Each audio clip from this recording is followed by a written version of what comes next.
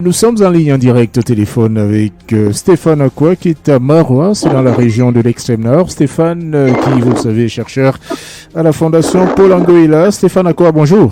Bonjour Marcel, bonjour à tous. Voilà, je suppose qu'il fait assez doux à Maroua. Quelle est la situation sur place? Effectivement, il fait assez doux, il y a déjà les premières pluies, c'est un bon signe. C'est vrai que c'est la saison, juin normalement il pleut déjà dans l'extrême nord, mais il est arrivé que ces pluies soient attendues et ne viennent que vers le mois de juillet, parfois le début du mois d'août.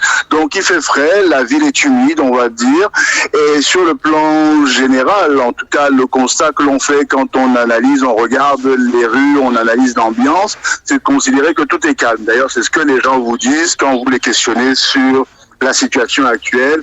Vous essayez de glisser le terme Boko Haram dans la conversation, ils vous diront, alors un peu en fuyant, c'est vrai, sans vouloir s'étendre, c'est vrai, ils vous diront que tout est assez calme. D'ailleurs, c'est ce que l'on constate, parce que chacun va qu'à ses occupations. J'allais dire, tout est si normal que même les rues ne sont pas goudronnées et sont perforées de trous, comme dans beaucoup d'autres localités camerounaises. Il y a cependant des chantiers, il y a quelques bâtiments qui poussent, un semblant de normalité, en tout cas, pour une première impression, on peut considérer que nous sommes dans une ville du Cameroun, tout simplement.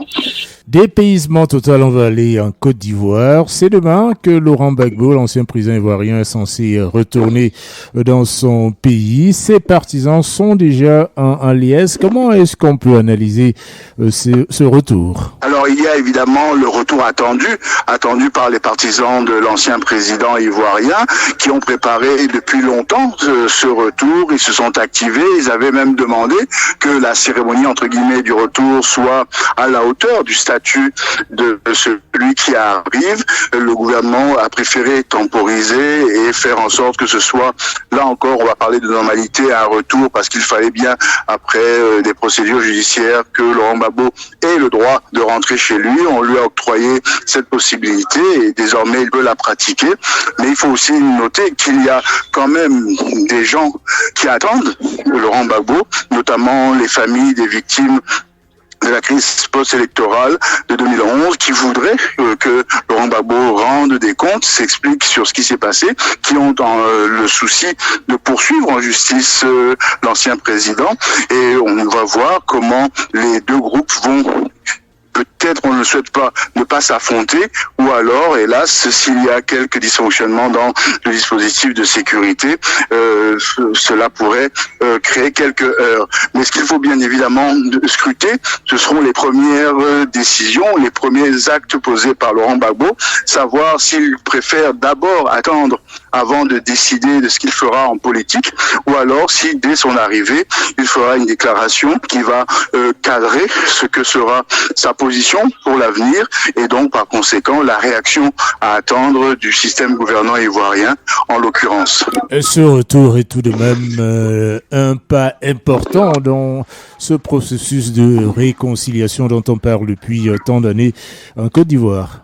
C'est un pas très important et il ne faut pas banaliser ce fait-là. Je crois qu'il a circulé il y a quelque temps une infographie qui situait un peu tout ce dont Laurent Gbagbo pourrait profiter, notamment bien sûr une dotation en tant qu'ancien président de la République, à sa disposition des villas et d'autres personnels pour un exercice normal de sa profession d'ancien président, de retraité de la présidence de la République. Donc le gouvernement a donné des gages, a donné matériellement un certain nombre d'avantages à Laurent Gbagbo, et quelque part cela devrait pouvoir, au moins sur ce plan-là, sur cet aspect-là et simplement quant à ces dispositions-là, donner le sentiment qu'il y a quelque chose de l'ordre non seulement de l'apaisement, mais de l'exemplarité qu'ainsi les Ivoiriens voudraient pratiquer. Reste ensuite à savoir comment les acteurs, et ils sont multiples, parce qu'il ne s'agit pas simplement de Laurent Gbagbo face à Alassane Ouattara, ils ont chacun les uns et les autres des partisans, des courtisans et des affidés, pour ne pas dire plus, qui ont peut-être d'autres intérêts ou une autre façon de voir cette nouvelle configuration, le retour de l'ancien président dans son pays face à un président qui a certes réussi quelques performances au plan économique, mais dont le bilan sur le plan social reste discuté par beaucoup d'Ivoiriens, peut-être y compris parmi ses supporters les plus fidèles. Donc aujourd'hui, on peut prendre cela comme un exemple, mais on doit aussi regarder l'exemple jusqu'à son déroulement ultime, c'est-à-dire en politique, comment les uns et les autres vont utiliser cette possibilité-là. Laurent Gbagbo, qui vous l'avez dit, a été acquitté par la Cour pénale internationale des accusations de crimes contre l'humanité qui pesaient sur lui, mais il est tout de même sous le coup d'une condamnation à 20 ans de prison par contumace pour la casse de la BCEAO à Bouaké. C'est un risque de voir ressurgir ce procès ou cette affaire? C'est toujours un risque, évidemment, puisque rien n'a été arrêté. Pour l'instant, la procédure est toujours pendante et on peut considérer que juridiquement, il est tout à fait possible de la réactiver.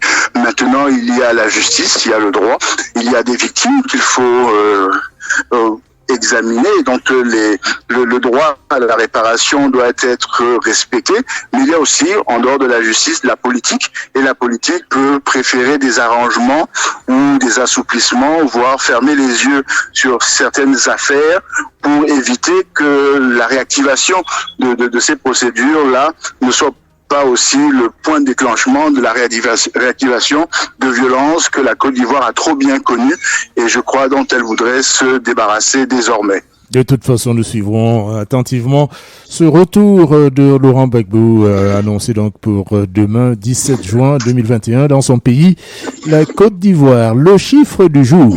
Tout simplement moins un jour avant le retour de Laurent Gbagbo à Abidjan, moins un jour. Alors, est-ce que c'est une veillée d'armes ou simplement de prière ou quelque part seule citoyenne au sens où on va vivre en Côte d'Ivoire un événement, l'Afrique va regarder comment cela se passe. C'est tout simplement, on est à un jour d'un moment de l'histoire d'un pays et d'un continent.